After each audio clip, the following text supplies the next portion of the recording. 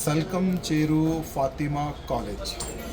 అసదుద్దీన్ ఓవైసీ అన్న తమ్ముళ్ళు ఒక చెరువుని కబ్జా చేసి ఒక కాలేజ్ వాళ్ళు కట్టినారు. ఎన్నో చెరువులు కబ్జా అయినది.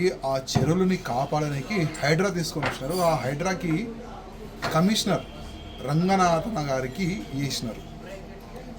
ఇవాళ రంగనాథ్ గారు ఏ విధంగా ఈ స్టేట్మెంట్ ఇస్తున్నారంటే, ఓవైసీ కాలేజ్లో ఎంతోమంది పేదలు చదువుకుంటారు, ఎంతోమంది పేదలు స్టూడెంట్స్కి ఉపాధి దొరుకుతుంది, అది డిమాలిష్ చేయాలా వద్దా ఆలోచన చేస్తున్నారు.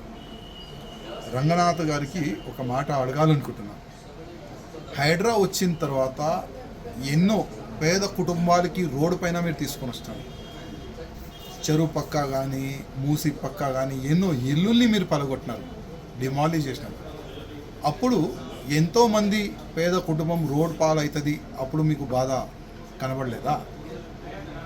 ఇవాళ కాంగ్రెస్కి ఎంఐఎంకి చాలా మంచి దోస్తానా అయింది.